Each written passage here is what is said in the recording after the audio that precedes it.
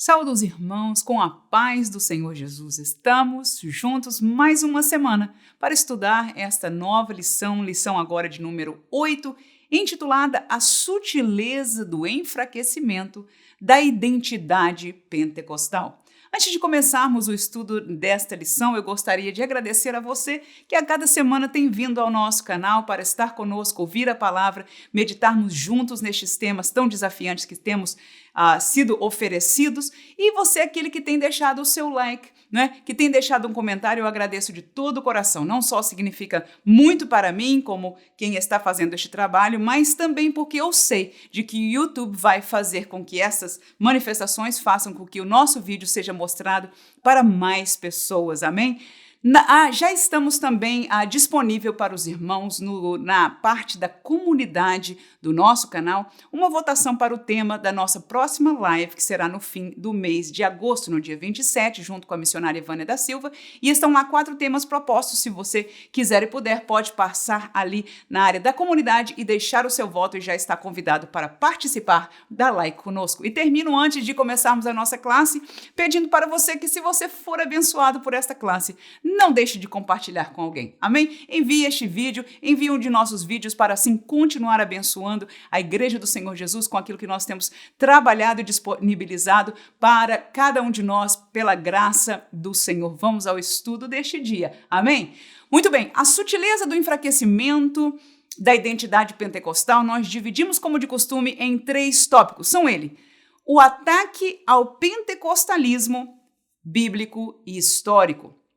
Segundo, a atuação do Espírito no pentecostalismo bíblico e histórico. E terminamos com mantendo a chama do pentecostalismo bíblico e histórico. Queridos, antes de mais nada, nos vale lembrar sobre a origem do pentecostalismo. Por que é que nós somos pentecostais? Será que o pentecostalismo é algo historicamente novo, recente ou antigo? Data de quando? Muito bem, nós sabemos, daquele dia quando o Espírito desceu, conforme a promessa de Jesus Cristo, quando aqueles discípulos estavam reunidos e o Espírito Santo desceu e foi visto por eles língua como que de fogo, e eles ali falaram em outras línguas e saíram, e houve aquelas pregações e aquele movimento de aceitarem a Jesus, a igreja cresceu, mas aquele dia, o dia de Pentecoste, marcou a descida do Espírito Santo, a promessa que tinha sido feita por Jesus, e marcou também o início de uma outra etapa da igreja que agora seria fortalecida, seria acompanhada pela presença do Espírito Santo nesta dimensão agora proposta. Toda esta parte da dispensação que o Senhor Jesus estava ali, iniciando para que a igreja vivesse no tempo que ela marchasse nesta terra. Portanto, o pentecostalismo não vai ser encontrado nas escrituras veterotestamentárias, não vai ser encontrado nem mesmo na realidade dos dias que Jesus andou na terra, no caso dos evangelhos, mas vai ser encontrado por Jesus, Lucas 24, 49, como uma promessa para nós esperarmos. Depois ele, antes de ascender aos céus, voltou a enfatizar esta promessa: fiquem em Jerusalém até que do ato sejais revestidos de poder, e a promessa foi cumprida. E é por isso, irmãos, que nós somos pentecostais, porque a igreja primitiva, a igreja que Jesus deixou, era uma igreja pentecostal, marcada pelas características que nós vamos estar mencionando mais uma vez nesta classe, mas vale nos lembrar de que, historicamente, houve sim um recomeço do pentecostalismo em um evento chamado Avivamento da Rua Azusa, aqui em Los Angeles, nos Estados Unidos, mas vale entender de que este não foi o princípio do pentecostalismo. O pentecostalismo começou no dia de Pentecostes, aleluia. Da mesma maneira que aconteceu com a Reforma, não sendo um movimento de um homem ou de um dia, Na verdade, Deus já estava trabalhando com muitas pessoas, aquilo que nós conhecemos como pré-reforma. Havia não só em um lugar na Europa, mas em outros, pessoas que estavam ali batalhando pela sua fé, pelo entendimento das Escrituras, mas sim o marco da reforma foi na pessoa de Lutero, as suas teses, os seus achados, mas vale entender de que este acontecimento, ou a pessoa de Lutero, não foi único, foi um tempo que Deus levantou para retirar a igreja da escuridão teológica que ela foi encontrada, para renascer teologicamente na teologia bíblica, aleluia, porque nós somos seguidores da Bíblia Sagrada, ela é a palavra de Deus e isso nós cremos. Portanto, em Lutero e o movimento da reforma, a igreja começou a trilhar um caminho de volta às Escrituras. Lutero caminhou um pouco, outras denominações que vieram adiante foram caminhando com a intenção de trazer a sua teologia que estava tão apartada da realidade da teologia bíblica para uma teologia verdadeiramente bíblica. E neste caminhar, os últimos que foram chegando, se não o último, foi exatamente o movimento pentecostal, que depois de ter, em termos de caminho, histórico destas denominações, de terem se achado já muito próximo, estava faltando ainda a promessa de Atos, que foi cumprida em Atos capítulo 2. E aí o Senhor começou a mover o coração de muitos homens, que começaram a estudar, ensinar as suas igrejas, mesmo não tendo eles mesmo provado este poder, mas começaram a crer e começaram a buscar esta realidade. E foi assim que aconteceu, meus queridos irmãos, quando irmãos que vieram da Europa, irmãos por este país dos Estados Unidos, começaram a ser levados pelo Espírito a falar e a buscar. Então aconteceu que na Rua Azusa, na verdade o primeiro não foi ali na Rua Azusa, mas ali em Califórnia, foi o primeiro batizado no Espírito Santo com manifestação de falar em línguas, e depois o Senhor continuou a batizar outras pessoas, até que o próprio pastor Seymour, William Seymour, foi batizado, aquele que estava pregando somente pela fé na palavra de Deus, na veracidade deste evangelho. Ele foi batizado e ali o Senhor fez grandes coisas, que são aquilo que estão propostos pelas Escrituras para que nós, crentes pentecostais, vivamos. Infelizmente, o pentecostalismo recebeu muitos ataques, e este é aquilo que nós vamos estar lembrando neste primeiro tópico da lição, quando nós falamos dos ataques ao pentecostalismo, agora reconhecidos por nós, bíblico e histórico. Primeiro ataque, os ataques dos de fora. Outras doutrinas. Segundo, um ataque espiritual, um esfriamento. E terceiro, um ataque de dentro, erros neopentecostais.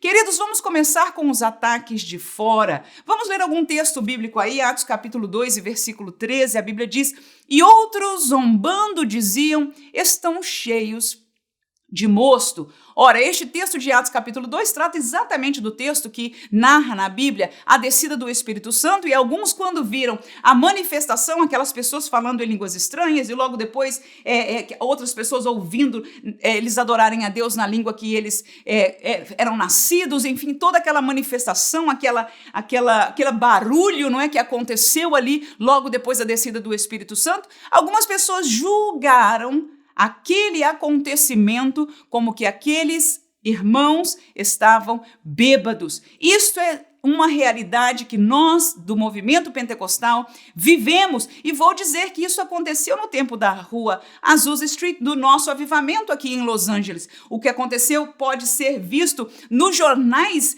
do tempo, porque aqui ainda está escrito, você pode encontrar nas bibliotecas, como as pessoas falavam daquilo como sendo coisas de cultos, de coisas de demônios e outras coisas que, enfim, raras acontecendo porque não entendiam. Então, há muitos que estão de fora do movimento, há muitos que não conhecem essa promessa da palavra, há muitos que conhecem, mas não acreditam que seja para os nossos dias, que então, ao descrer, nos julgam por coisas que não são verdadeiras. Quando nós, crentes pentecostais, tão somente cremos na promessa que Jesus deu, aleluia, cremos no cumprimento que foi narrado para nós na Bíblia Sagrada, e porque estas duas coisas estão juntas em dizer para nós que a promessa não era só para aqueles, mas para os que estão longe e a todos quanto o Senhor nosso Deus chamar, nós também cremos na promessa e recebemos esta promessa do Senhor. Amém? Lucas capítulo 11, versículo 15. E depois o 20 diz o seguinte: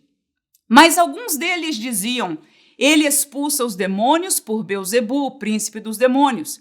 Mas se eu expulso os demônios pelo dedo de Deus, certamente a vós é chegado o reino de Deus. Queridos, este texto aí não está diretamente relacionado com o Pentecostes, tá? Quando Jesus estava caminhando nesta terra e atuando, ele expulsou demônios e algumas pessoas, ao ver Jesus atuando com esta autoridade espiritual, logo julgaram de fora, logo o condenaram, dizendo: ele está expulsando pelo próprio poder maligno. Mas o Senhor Jesus ali, entre outras palavras, nós começamos do 15, poderíamos ler até o 20, mas ele termina no 20, ele diz: olha, não é verdade, mas se eu estou expulsando os demônios pelo dedo de Deus, aleluia, certamente a vós é chegado o reino de Deus. E este era o caso. Jesus estava expulsando os demônios pela autoridade do reino da luz, do reino contrário ao das trevas, e era chegado o reino de Deus. Da mesma maneira, a autoridade que está sobre nós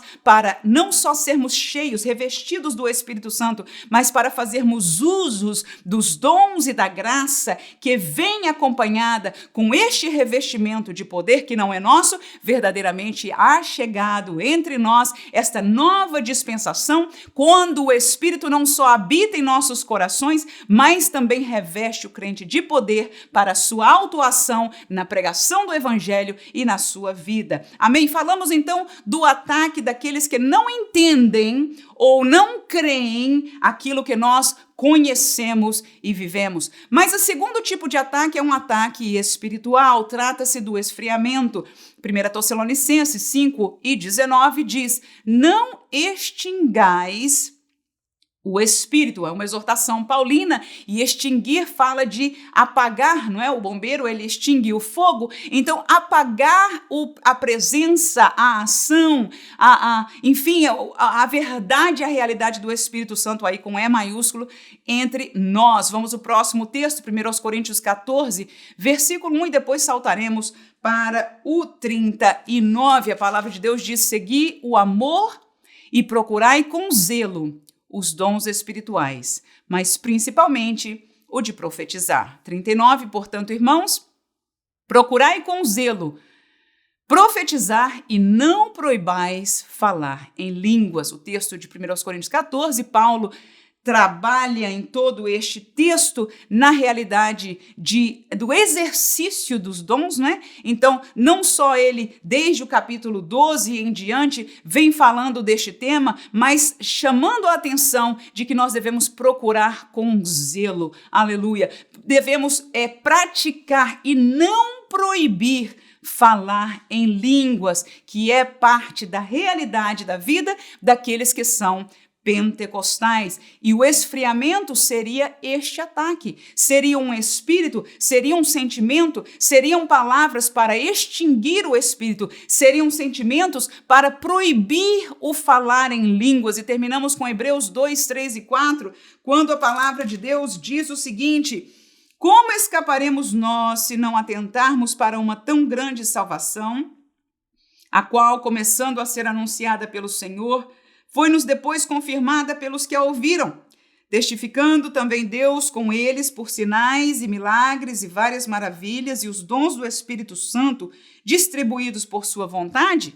Meus queridos, quando nós olhamos para este texto, eu penso que a maioria de nós, inclusive eu mesmo, sempre me deparo na primeira colocação, que é como escapar se não atentarmos para uma tão grande salvação. Mas quando eu caminhei neste texto para a preparação desta classe, e eu percebi de que a Bíblia aí segue dizendo que esta salvação começou a ser anunciada pelo Senhor Jesus, mas depois ela foi confirmada pelos que a ouviram.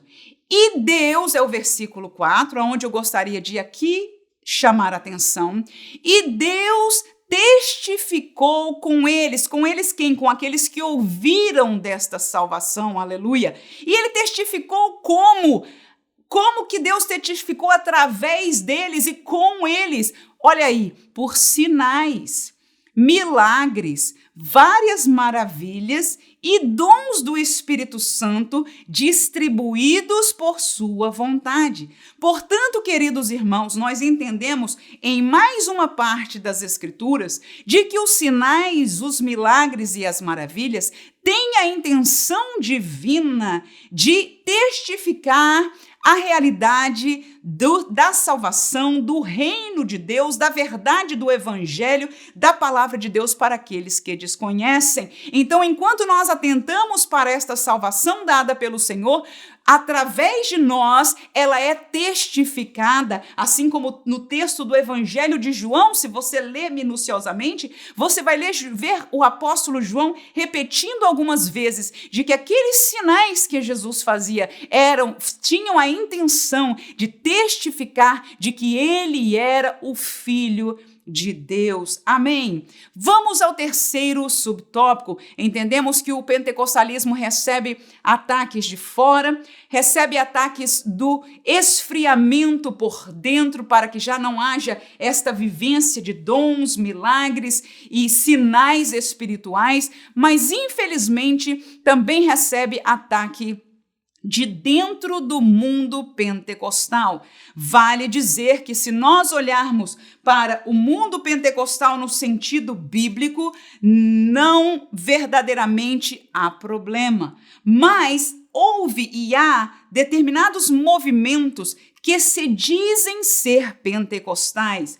Alguns já classificam como neopentecostais. Alguns classificam estas vertentes e ideologias para pentecostais como carismáticos. Isto porque eles não estão de acordo com a doutrina pentecostal que nós dizemos é a bíblica. E por que nós dizemos? Porque aprendemos da palavra de Deus. E estes movimentos muitas vezes tomam a palavra, tomam alguns versículos, descontextualizam ou usam de forma imprópria e neles sozinhos fazem uma doutrina.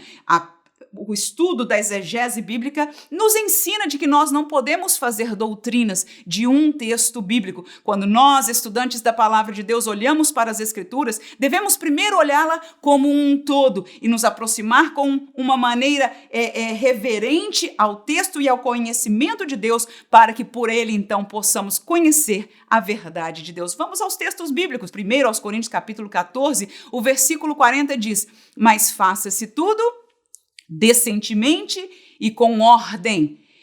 Queridos irmãos, infelizmente, nós sabemos que até mesmo no meio verdadeiro pentecostal pode haver um escapar de ordem, mas a verdade é que do lado neopentecostal há muita coisa que está fora da ordem bíblica. Josué capítulo 1, versículo 3, a palavra de Deus diz: "Todo lugar que pisar a planta do vosso pé, vo-lo tenha dado, como disse a Moisés." Que isso tem a ver com neopentecostalismo, irmã?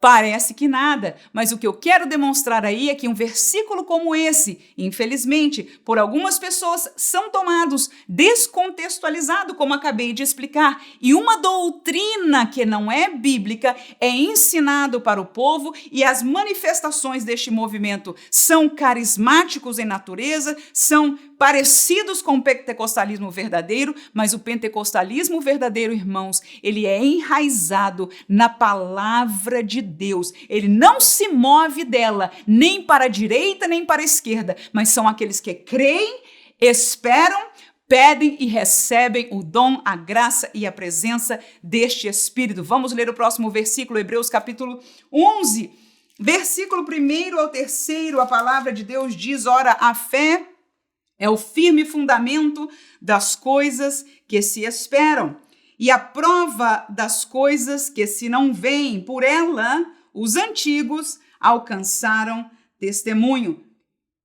Pela fé entendemos que os mundos, pela palavra de Deus, foram criados, de maneira que aquilo que se vê não foi feito do que é aparente. Queridos, encontramos várias belezas aqui sobre a fé. Primeiro dos versículos, quando diz que a fé é o fundamento das coisas que se esperam e a prova das coisas que se não veem, demonstra claramente de que a fé é algo que nós não estamos vendo, mas que já existe na presença de Deus. No reino espiritual, o Senhor já nos deu uma cura. No reino espiritual, o Senhor já nos chamou para um ministério. No reino espiritual, o Senhor já tem algo preparado para nós. Então, cabe a nós agora, aleluia, alcançarmos, crermos pela fé nesta realidade. E ao fazermos esta ponte, então o Senhor pode entregar esta dádiva, esta cura, este ministério, esta graça em nossas mãos, porque nós tivemos fé para crer nela, nesta realidade que Deus já preparou. Pela fé, os antigos alcançaram testemunho. Segundo este texto, mais na frente, você vai ver que muitos deles morreram na fé, crendo nas promessas, morreram vendo, não é, o futuro, sem em verdade estar diante das nossas vistas. Fé, irmão, a mesma maneira é o que nos capacita para ver os céus. Ver não, porque a gente não vê, né? Mas para crer na realidade do céu. Os antigos da antiga promessa, né? Do texto que você vai ler aí em Hebreus, se você continuar lendo este texto, morreram esperando esta promessa, que foi cumprida muito tempo depois, aleluia. Mas nós, alguns de nós, talvez alguém na sua família, não sei se nós mesmos passaremos por isso, se o Jesus não voltar, vamos morrer esperando a promessa do céu, mas nós cremos e é a fé que nos faz crer no céu. E podíamos seguir no versículo 3, mas já entendemos de que esta é a fé verdadeira e infelizmente, irmãos, o mundo neopentecostal distorce a verdadeiro significado da fé bíblico, fazendo doutrinas que parece que todas as pregações são sobre aquilo e tiram do contexto e demandam como se a fé fizesse que Deus tivesse que obedecer a cada um dos seus querer pessoal. Isto não é bíblico. Então, verdadeiramente o pentecostalismo historicamente tem sido atacado por aqueles que estão de fora, que não entendem, por uma realidade espiritual dentro da igreja e por erros neopentecostais, mas pela graça do Senhor, seguimos firmes e aqui vamos seguir estudando a palavra de Deus. Tópico número 2. A atuação do Espírito no pentecostalismo bíblico histórico. Portanto, o que é, na prática, biblicamente, o pentecostalismo? Primeiro, o Espírito Santo batiza, evidência nas línguas. Segundo, o Espírito Santo dá dons, ainda vigentes. E terceiro, o Espírito Santo habita no crente, salvação. Atos 2 e 4, a palavra diz: e todos foram cheios do Espírito Santo e começaram a falar em outras línguas, conforme o Espírito Santo lhes concedia que falassem. Esta foi a marca, aleluia, daquele dia. Um dia, uma ocasião, um evento que foi marcado com algumas coisas extraordinárias, fora do normal. E como é que nós sabemos isso, irmã? É porque a língua de fogo que foram vistas naquele dia nunca mais foram vistos. Deus marcou, por seu querer e sua sabedoria, aquele dia de uma maneira espiritual, aleluia, diferente, com o barulho do vento, entre outras coisas. Mas o falar em línguas estranhas como evidência do batismo permaneceu. E é o que nós vamos ver nos seguintes versículos. 10 de Atos ainda, 44 a 46, a Bíblia diz: e dizendo Pedro ainda estas palavras, caiu o Espírito Santo sobre todos os que ouviam a palavra, e os fiéis que eram da circuncisão, todos quantos tinham vindo com Pedro, maravilharam-se de que o dom do Espírito Santo se derramasse também sobre os gentios. Por quê? Porque os ouviam falar em línguas e magnificar a Deus. Está aí a prova, mais uma, não é a única, mais prova escriturística desta verdade. Pedro foi pregar o evangelho para Cornélio e sua família, ainda que em seu coração confuso com aquilo que Deus estava fazendo, mas não só ele, como aqueles que da circuncisão estavam junto com ele se maravilharam, que ainda pregando, o Espírito Santo se derramou, porque com certeza a fé já tinha nascido no coração daqueles que escutavam a palavra. Então se derramou o Espírito Santo e eles puderam ver, provar comprovar de que aqueles servos agora ali, né, aqueles homens e mulheres receberam o Espírito Santo. Por quê? Porque ouviram eles falarem em línguas e magnificarem a Deus. E num outro versículo até diz, quando eles explicam para os outros irmãos que não estavam presentes, eles vivenciaram da mesma maneira que nós primeiro recebemos este batismo. Amém? Vamos ao segundo subtópico. O Espírito Santo dá dons que ainda são o que? Vigentes para o dia de hoje. 1 Coríntios 12:1 diz acerca dos dons espirituais: não quero, irmãos, que sejais ignorantes. Versículo 4, ora, a diversidade de dons, mas o Espírito, com E maiúsculo, é o mesmo. De 7 a 11 vai listar estes dons. Mas a manifestação do Espírito é dada a cada um para o que for útil, porque a um pelo Espírito é dada a palavra da sabedoria, e a outro pelo mesmo Espírito a palavra da ciência, e a outro pelo mesmo Espírito a fé, e a outro pelo mesmo Espírito os dons de curar, e a outro a operação de maravilhas, e a outro a profecia, e a outro o dom de discernir os espíritos, e a outra a variedade de línguas, e a outro a interpretação de línguas, mas um só e o mesmo Espírito opera todas estas coisas, repartindo particularmente a cada um como quer. Portanto, irmãos, é tarefa do Espírito Santo de Deus, que está com a igreja, conforme a palavra de Jesus Cristo, de repartir estes dons espirituais no meio da igreja para a edificação da igreja, mas como ele quer. No entanto, enquanto estiver o Espírito Santo aqui no meio da igreja, e ele está e estará enquanto estiver a igreja, porque foi a promessa de Jesus, ele continuará dando dons para a glória do nome do Senhor. Capítulo 14, versículo 12 diz: assim também vós, como desejais dons espirituais, procurai, olha aí, sobejar neles. Para quê? Para a edificação da igreja. Então, Paulo não só está se baseando de que nós desejamos os dons espirituais, mas ele diz, irmãos, não só deseje, procure sobejar neles, procure receber mais. Por quê? Porque é para a edificação da igreja. E nós conhecemos, Igreja Pentecostal, esta realidade, que infelizmente pelo ataque do esfriamento, muitas congregações estão perdendo. Há muitos crentes que estão em igrejas cuja denominação é uma denominação pentecostal, mas desconhecem a realidade da vivência dos dons espirituais. Isto não deve ser assim, porque os dons são para hoje. E assim como nós pudemos antes pedir ao Senhor e buscar o batismo no Espírito Santo, o apóstolo Paulo nos está ensinando aqui a buscar também, a procurar também os dons espirituais para a edificação da igreja. Terminamos este subtópico com o Espírito Santo habitando no crente, a salvação. 1 Coríntios 3,16 diz, não sabeis vós que sois o templo de Deus e que o Espírito de Deus habita em vós. O próximo texto, Romanos 8:9 diz, vós, porém, não estáis na carne, mas no Espírito, se é que o Espírito de Deus habita em vós.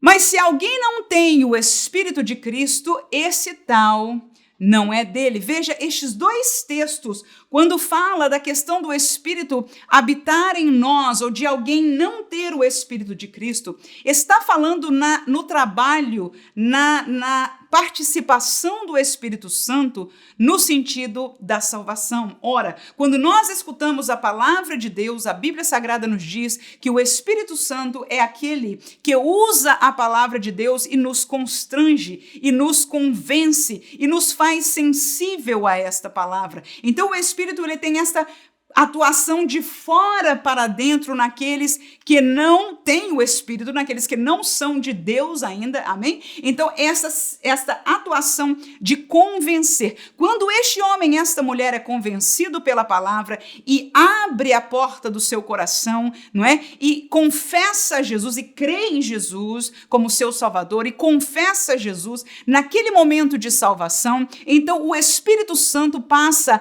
a habitar habitar em nós, trazendo vida espiritual para o nosso espírito com E maiúsculo, que estava dantes separado de Deus, porque isto é a morte espiritual que veio lá desde o Éden. O espírito se separou, o homem se separou de Deus, morreu espiritualmente e ele volta a viver quando ele recebe a Cristo em seu coração e este Espírito Santo de Deus passa a habitar, textos estes comprovados nos versículos que acabamos de ler. Portanto, aquele que aceita Jesus passa a ter o Espírito Santo de Deus vivendo dentro dele. Este é o trabalho e a obra e a presença no sentido salvífico. Nos faz ser filhos de Deus, ser reconhecidos por Deus como filhos de Deus. Não tem nada a ver com o batismo no Espírito Santo. O batismo no Espírito Santo é uma outra realidade. O crente salvo, que agora creu, também vai crer na promessa do batismo no Espírito Santo e vai recebê-la. Amém? Pode alguém receber no mesmo dia, irmã? Pode sim. Já vi casos como estes. Inclusive, a gente vê na Bíblia aí o caso de Cornélio, que, na verdade, não houve nem oportunidade para uma formalidade de perguntar a Cornélio se ele creu. A verdade de que ele creu ficou patente porque Jesus o batizou com o Espírito Santo. Aleluia! E logo depois que eles puderam conversar um com o outro, ficou claro, porque a realidade espiritual, ela é expressa, não é? Pelas nossas obras, pelas nossas palavras. Então, os irmãos ali entenderam depois claramente, espiritualmente pela prova de Deus que Deus ao batismo, mas depois Cornélio deu fruto com certeza de sua salvação. Entendido, irmãos? São trabalhos, são obras separadas. Digo isso e enfatizo, porque infelizmente há movimentos doutrinários que creem que quando o crente aceita Jesus,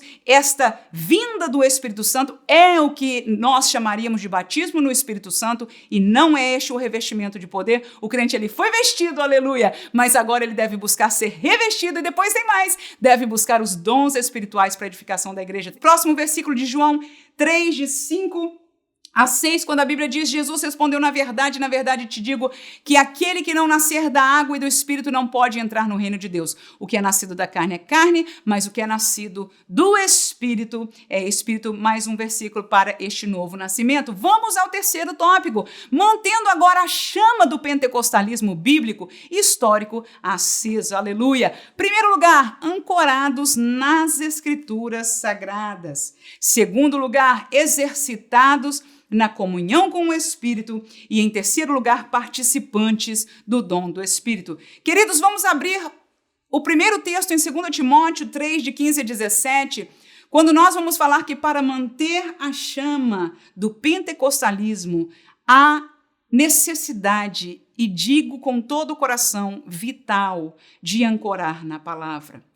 Porque foi esta palavra que nos resgatou das trevas que a igreja chegou historicamente. Estamos nos lembrando de volta do período da Reforma. Da mesma maneira, foi ao ver as Escrituras Sagradas que o Senhor e aqueles que creram buscaram de volta ao Senhor para receber de volta esta realidade do pentecostalismo. E hoje nós temos em nossas mãos, mas muitos, como dissemos, distorcendo a palavra, vão levar a uma realidade que nos apartam. Não a nós, Deus queira, mas infelizmente há muitas de nossas igrejas, de nossos irmãos, apartado. Viemos de cá, da escuridão, chegamos aqui de volta às Escrituras Sagradas e agora, por deturpação das Escrituras, estamos outra vez apartando para o outro lado. Esta realidade temos assistido nas últimas décadas e parece que se está acelerando nestes últimos anos e dias. Mas para mantermos a chama pentecostal, não é em outro lugar. Toda a nossa realidade de oração, de campanhas e outras tantas coisas são válidas, mas a âncora de tudo tem que estar, é oração ancorada na palavra de Deus, é busca ancorada na palavra de Deus, é tudo ancorado na palavra de Deus. 1 Timóteo 3, 15 a 17 diz que desde a tua meninice sabes as sagradas letras que podem te fazer sábio para a salvação pela fé que há em Cristo Jesus. Toda a Escritura Divinamente inspirada, ela é proveitosa para ensinar, redarguir, corrigir, para instruir em justiça, para que o homem de Deus seja perfeito e perfeitamente instruído para toda boa obra. Isso é o que nós queremos para nós, para os homens de Deus que estão na liderança da igreja, serem perfeitos e perfeitamente instruídos por Deus para boa obra. E só acontecerá, segundo Paulo é instruindo ao seu querido filho na fé, Timóteo, através da perseverança na palavra de Deus. Atos 17:11, a Bíblia diz: ora, estes foram mais nobres do que os que estavam em Tessalônica, porque de bom grado receberam a palavra, examinando cada dia as Escrituras, se estas coisas eram assim. Aí o texto está falando sobre os irmãos de Bereia, que, segundo o texto, foram chamados de mais nobre do que os irmãos de Tessalônica, porque receberam com mais felicidade, com mais alegria a palavra que estava sendo pregada. Mas eles não deixavam, e esta é parte da nobreza aí, de comparar, de examinar se aquelas pregações, se aquela palavra estava assim mesmo como eram nas Escrituras Sagradas, que isto seja uma realidade na sua e na minha vida. Não só mantemos a chama pela âncora nas Escrituras, mas também exercitando a comunhão com o Espírito Santo. Gálatas 5:16 diz: digo, porém, andai em espírito e não cumprireis a concupiscência da carne. Efésios 5:18 a 21, e não vos embriagueis com vinho em que há contenda, mas enchei-vos do Espírito, falando entre vós com salmos, hinos, cânticos espirituais, cantando e salmodiando ao Senhor no vosso coração, dando sempre graças por tudo a nosso Deus e Pai, em nome de nosso Senhor Jesus Cristo, sujeitando-vos uns aos outros, no temor de Deus. Querido, isto é a chamada de Paulo a uma vivência de comunhão com o Espírito. Mas eu perguntaria, quem de nós vive esta realidade, não é? Encher do Espírito. Não é só ter o Espírito, não é só um dia ter sido batizado no Espírito, não é só porque sou salvo, o Espírito habita em mim e eu estou confortável e feliz com essa realidade. Paulo nos chama a atenção, igreja, a, em dias como hoje também, e mais do que nunca, enchermos do Espírito. E como se enche? Buscando, falando, estando em comunhão. E quando isso acontecer, estão aí as provas. Ele diz, quando nós estamos cheios do Espírito, posso parafrasear aí este texto? Nós vamos falar uns com os outros em salmos. Vamos estar cantando hinos, vamos cantar cânticos espirituais.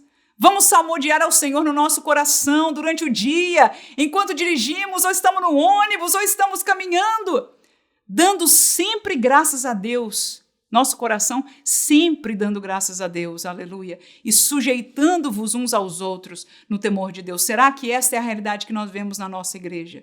Que o Senhor nos ajude, igreja, a manter essa chama através disso mesmo, de exercitar a comunhão com o bendito Espírito Santo. Romanos capítulo 12, versículo 11 diz, não sejais vagarosos no cuidado, sede fervorosos no Espírito, servindo ao Senhor. Passemos ao terceiro subtópico, participantes nos dons do Espírito. Voltemos a Coríntios, 1 Coríntios capítulo 12, 29 ao 31. A palavra de Deus diz o seguinte, porventura são todos apóstolos, são todos profetas, são todos doutores, são todos operadores de milagres, têm todos o dom de curar, falam todos diversas línguas, interpretam todos.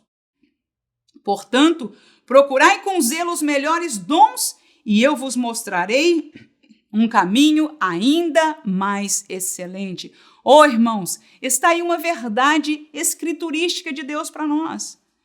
Nem todos nós somos estas coisas. E, em verdade, não deve ser assim. O Espírito Santo diz que ele dá a quem quer para o que for útil, aleluia. Então, uns são apóstolos, outros são profetas, alguns podem ter mais de um dom espiritual, ou até um dom ministerial e alguns dons espirituais. No entanto, a palavra de Deus diz, porque nem todos são tudo, aleluia. Nós não temos um super-herói, um pastor super-herói, um pregador super-herói. Não, nós somos a igreja, o corpo de Cristo, e Deus fez nesta dispensação para que fosse assim. Aí Paulo diz, portanto, irmãos, igreja, crente, procure com zelo os melhores dons, e eu vos mostrarei, diz o Senhor, um caminho ainda mais excelente. É vigente para hoje e é nosso trabalho procurar. Terminamos com 14:12, que nós já lemos aí uma vez e terminamos com este tão belíssimo texto, assim também vós. Como desejais, e desejamos, irmãos, sim, os dons espirituais, procurai sobejar neles. Para quê?